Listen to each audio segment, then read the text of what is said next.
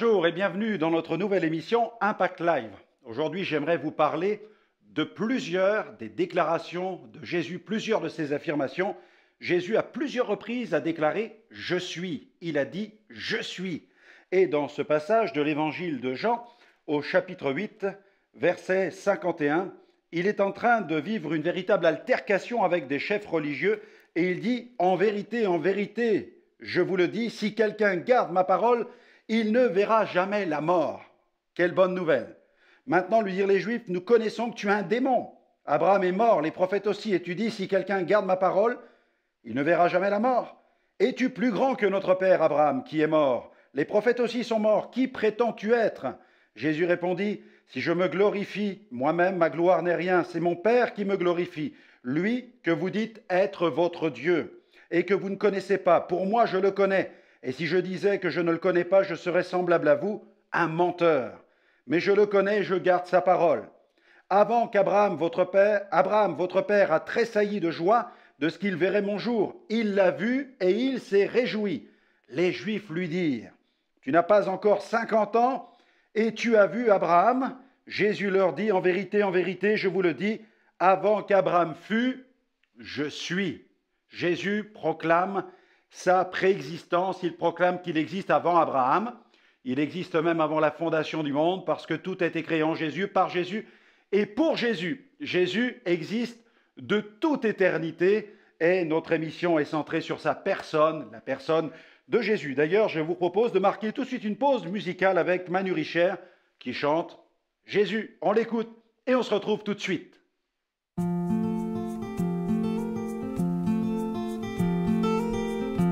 Tu as entendu ma prière faite dans le noir. Je ne m'amusais plus au fier. Comme j'ai dit, tu es mon espoir. Quand j'ai appelé ta lumière au secours de mon destin noir, je t'ai donné tous mes hivers. Tu as transformé mon histoire.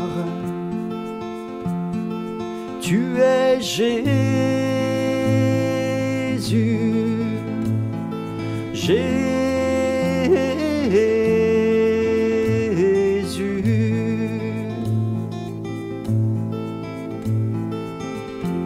Tu as effacé mon péché en payant le poids de mes fautes. Et lorsque ton sang a coulé, comment garder la tête haute? Immense amour, tu as pardonné, me proposant d'être ton hôte, de suivre sur les 3 sentiers et que l'on marche côte à côte. Tu es Jésus, Jésus, la bonne nouvelle pour les cœurs brisés, la bonne nouvelle, ils seront consolés. Tu es Jésus, oh Jésus.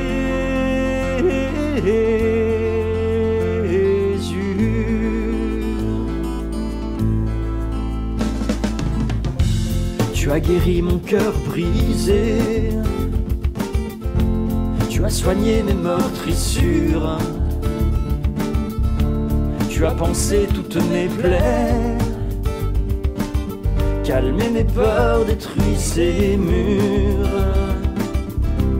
Maintenant partout je dirai, je chanterai cette aventure. Le monde saura qui tu es, toi le rocher de mon futur. Tu es Jésus, Jésus, la bonne nouvelle pour les cœurs brisés, la bonne nouvelle, ils seront consolés. Tu es Jésus, oh Jésus, la bonne nouvelle pour les prisonniers, la bonne nouvelle, car leurs chaînes vont tomber. Tu es Jésus, oh Jésus.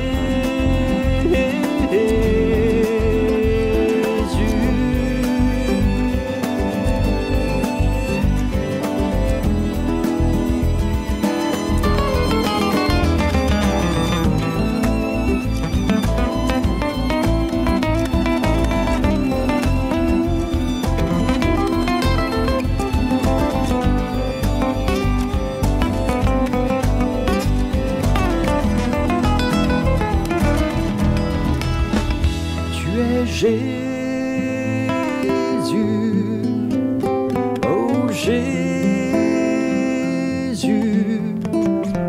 la bonne nouvelle pour les cœurs brisés,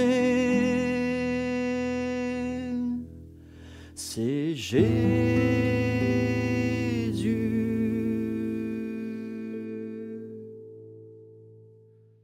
Oui, au cours de cette altercation avec les Juifs religieux, Jésus affirme et il dit « Je suis » avant qu'Abraham fût « Je suis ». Dans le texte original, « Ego-eimi » veut dire « Je suis ». C'est la même expression que l'Éternel emploie lorsqu'il est question du « Je suis » de l'Éternel qui déclare son existence.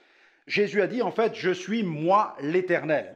Et dans plusieurs passages des évangiles de la parole de Dieu, Jésus à plusieurs reprises va déclarer « Je suis ». Par exemple, il va dire à un certain moment « Je suis le pain de vie. Celui qui vient à moi n'aura jamais faim. Celui qui vient à moi n'aura jamais faim. » Je ne sais pas si votre âme a faim. Vous avez besoin d'être rassasié sur le plan spirituel. Vous avez besoin d'être nourri, de trouver les réponses qui vont combler pleinement votre âme, parce qu'au plus profond de vous-même, la vie n'a pas de sens. Vous ne savez pas où vous allez passer votre éternité. Vous ne savez pas ce qu'il y a après la mort. Vous vivez avec toutes sortes de questionnements. Et les êtres humains se projettent dans toutes sortes d'expectatives, ils se posent toutes sortes de questions. Mais Jésus dit, celui qui croit en moi, il n'aura plus jamais faim. Il dit aussi plus loin, dans Jean 8, verset 12, il dit, je suis la lumière du monde. Celui qui me suit ne marchera pas dans les ténèbres, mais il aura la lumière de la vie. Vous cherchez le chemin, vous ne savez pas sur quel chemin marcher, quelle est la bonne religion, quelle est la philosophie à suivre, quelle est la véritable idéologie qui pourrait transformer votre existence? Eh bien, il ne s'agit pas de cela, il s'agit d'une personne, de la personne de Jésus, le Fils de Dieu qui a marché sur la terre et qui nous dit, celui qui marche après moi, il ne marchera plus dans les ténèbres parce qu'il dit, Jésus le dit, je suis la lumière du monde. Nous cherchons tous des issues, des solutions. Eh bien, dans un autre passage, dans Jean chapitre 10, verset 9, Jean 10, verset 9, Jésus dit « Moi, je suis le bon berger. Celui qui entre par moi, il entrera. » Donc, il va trouver dans la bergerie la protection dont il a besoin. Il sortira et il trouvera des pâturages. Jésus ajoute au verset 9, donc Jean 10, verset 9, et il ajoute « Eh bien, je suis la porte. » Il dit « Je suis la porte. » Jésus est non seulement le bon berger, mais il est aussi la porte. Nous pouvons donc entrer par lui et trouver les bienfaits dont notre âme a besoin. Il dit aussi, donc, je suis le bon berger, dans Jean 10, verset 11. Je suis le bon berger, et le bon berger donne sa vie pour ses brebis. Il explique que le mercenaire ne se met pas en peine des brebis, au contraire, le mercenaire, il abandonne les brebis, il ne veille pas sur les brebis, et le loup, s'introduit dans la bergerie, il dévore les brebis. Mais Jésus dit, je suis le bon berger, et lui, Jésus donne sa vie pour ses brebis. Et Jésus continue dans cette scène de la résurrection de son ami Lazare, qui est dans le tombeau depuis 4 jours. Il sent déjà, alors que Jésus dit qu'il demande à ce que la pierre soit roulée. Et on va rouler la pierre et Jésus va proclamer avec autorité cette parole invitant, commandant à Lazare. Il va dire « Lazare, sors !» Et Lazare va revenir dans le monde des vivants.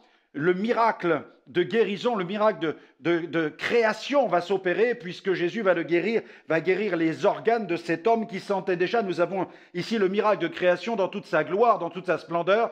Jésus qui a créé l'univers est en train de rendre la vie à des organes pour lesquels il n'y avait plus d'espoir. Et cet homme, il n'y avait plus d'espoir non plus. Et Jésus va rendre la vie à cet homme. Et il va déclarer « Je suis la résurrection et la vie ». Jean 11, 25. Je suis la résurrection et la vie. La puissance de la parole de Jésus va rendre tout à nouveau la vie dans les organes de cet homme qui était mort depuis 4 jours. Pouvons-nous imaginer cela? C'est impossible, mais pour Dieu, tout est possible. C'est le miracle. Le miracle défie notre intelligence, défie toutes les lois naturelles. C'est la manifestation de Jésus, la parole, qui rend la vie à ce corps qui était en train de se décomposer. La puissance de Dieu s'est manifestée. Et puis Jésus va déclarer dans Jean 14, verset 6, il dit « Je suis le chemin, je suis la vérité, je suis la vie, nul ne vient au Père que par moi. » Il est en train de nous indiquer qu'il est ce chemin dont nous avons tellement besoin. Il est le chemin qui mène directement vers le Père. Il ne s'agit pas d'emprunter d'autres chemins par le biais des saints, par le biais des idoles.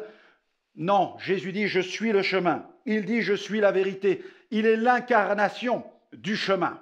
Il y a tellement de chemins qui s'ouvrent aux êtres humains pour vivre certaines expressions, certaines formes de spiritualité, que ce soit dans le domaine du Nouvel Âge, des philosophies, de l'occultisme, des religions. Mais Jésus dit « Je suis le chemin qui mène au Créateur ». Le Père est notre Créateur. Et Jésus est ce chemin-là. Nous avons besoin de venir sur ce chemin pour que notre vie soit changée. Et puis Jésus va déclarer dans Jean 15, il va proclamer un autre « Je suis le vrai cep ». Donc il a dit « Je suis le pain de vie, je suis la lumière du monde, je suis la porte, je suis le bon berger, je suis la résurrection et la vie, je suis le chemin, la vérité et la vie ». Et il dit « Je suis le vrai cep ». Et nous savons que le cep, c'est celui qui libère la sève dans le sarment qui va ensuite porter du fruit.